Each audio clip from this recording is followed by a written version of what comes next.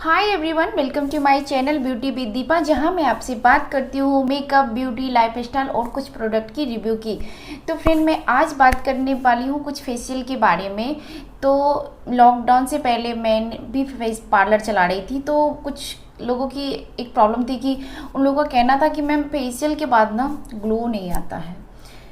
तो क्यों नहीं आता है? कुछ कॉमन मिस्टेक जो सभी लोग करते होंगे या फिर अभी बहुत सारे लोग करते हैं, जिसके कारण उन्हें लगता है कि फेशियल करने के बाद ग्लो क्यों नहीं आ रहा है। तो मैं ऐसे आपको 6 मिस्टेक बताऊंगी जो आप अगर करते हैं तो आपको फेशियल करने के बाद ग्लो नहीं आएगा।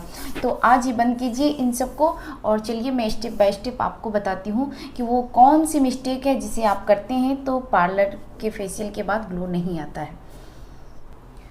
तो फ्रेंड्स, सबसे पहली गलती जो है वो ये है कि फेशियल के बाद कम से कम 3 से 4 घंटे तक हमें फेस वॉश नहीं करना चाहिए, यानी हमारा फेस को धोना नहीं चाहिए। अगर आपको धोना ही है तो पानी के छींटे मारिए और उससे साफ कीजिए, लेकिन अवॉइड कीजिए अपने फेस को धोना। ये आपके लिए बिल्कुल अच्छा नहीं है फेशियल करने के बाद। और अब मैं बढ़ती हूँ आगे, यानी कि सेकेंड मिस्टेक की तरफ। फ्रेंड्स, सेकेंड जो मिस्टेक है वो ये करते हैं कि फेशियल करवाने के बाद हम तुरंत धूप में चले जाते हैं। वैसे तो हर पार्लर वाले को चाहिए कि फेशियल के बाद वो आपके फेस पे सनस्क्रीन लगा दे, लेकिन अगर नहीं लगाता है और अगर आप धूप में चली जाती हैं तो हमारे जितने भी पोर्स जो होते हैं वो फेशियल के बाद ओपन हो जाते हैं। और अगर आप फिर भी धूप में जाती हैं तो क्या होता है ना कि आपको इससे पिंपल्स भी आ सकती है और रिएक्शन भी हो सकते हैं, आपके फेस पे दाने निकल सकते हैं। तो ये जो मिस्टेक है प्लीज़ मत कीजिए। और मैं आपको थर्ड मिस्टेक बताती हूँ।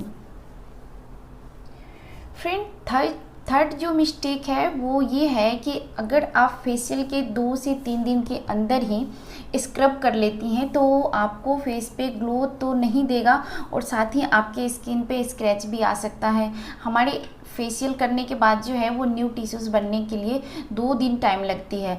तो अगर आप इससे पहले ही स्क्रब कर लेती हैं, क्योंकि फेशियल के बाद हमारे सारे फेस जो है वो टिश्यू जो भी वो क्लीन हो गए होते हैं, हमारे फेस पे सारे गंदगी निकल चुके होते हैं।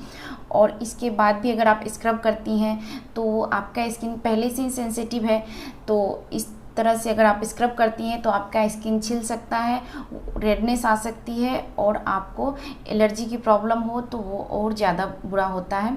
तो मेरा मानिए फेशियल के कम से कम 1 वीक तक आपको स्क्रब बिल्कुल नहीं करना चाहिए, इसे अवॉइड कीजिए। फ्रेंड, 4 जो मिस्टेक है वो ये है कि आपको फेस वैक्स नहीं करवाना चाहिए।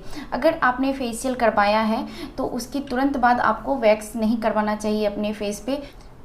जब हम फेशियल करवाते हैं तो हमारा स्किन पहले से सेंसिटिव हुआ रहता है और इसके बाद अगर आप वैक्स करवाती हैं अपने फेस पे तो आपका स्किन जो है वो छिल सकता है और आपके स्किन को नुकसान हो सकता है।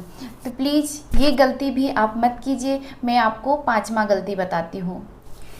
फ्रेंड, 5वां गलती बहुत ही कॉमन है, बहुत सारे लोग करते हैं। नॉर्मली क्या होता है, किसी पार्टी में जाना हो, हमारे घर में शादी हो, फंक्शन हो, तो हम पहले फेशियल करवा लेते हैं, उसके बाद मेकअप करते हैं।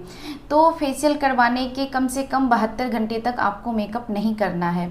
जब हम फेशियल करवाते हैं तो हमारे पोर्स ओपन हो रहे होते हैं और जो हम मेकअप करते हैं तो जितने भी केमिकल्स होते हैं वो हमारे स्किन में चले जाते हैं, जिससे आपको एलर्जी हो सकती है, आपको रैशेस हो सकते हैं, दाने निकल सकते हैं और आपके क्रीम जो फेशियल वाले हैं वो भी अच्छे से वर्क नहीं करेंगे, तो जिसके कारण भी आपका मनचाहा ग्लो नहीं मिलेगा। तो प्लीज़ इस मिस्टेक को भी रोकिए। अगर आपके घर में शादी हो, फंक्शन हो, पार्टी हो, जो भी हो, और अगर आपको फेशियल करवाना ही है तो 2 दिन पहले, 3 दिन पहले आप फेशियल करवाइए। मैं कहूँगी 5 दिन पहले फेशियल करवाइए, ऐसे भी ग्लो आने में 4-5 दिन तो लग ही जाता है। और वैसे भी आपको अगर 72 घंटे तक मेकअप नहीं करना है तो आप देख सकते हैं।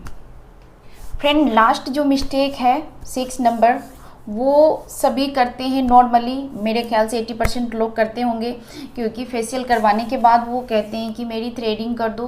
थ्रेडिंग जब फेशियल के बाद जब हम करते हैं, हमारा स्किन पहले से मुलायम हो रहा होता है, सेंसिटिव हो रहा होता है, के बाद अगर आप थ्रेडिंग करवाती हैं, सबसे पहला नंबर कि आपको पेन ज़्यादा होगा, और उसके बाद क्या होगा कि आपकी स्किन ज़्यादा सेंसिटिव हो रही होती है, तो उसके कारण कटने और छिलने का चांसेस जो है वो ज़्यादा हो जाएगा। तो आप इसे भी अवॉइड कीजिए। और अगर आप इन 6 नियम का फॉलो करते हैं तो फेशियल करवाने के बाद आपको शिकायत नहीं रहेगा किसी भी पार्लर वाले से कि मुझे फेशियल के बाद ग्लो क्यों नहीं आया। तो प्लीज़ इन टिप्स को फॉलो कीजिए और फेशियल के बाद अवॉइड कीजिए इन 6 मिस्टेक को। आप अपना मनचाहा ग्लो ज़रूर पाएंगे।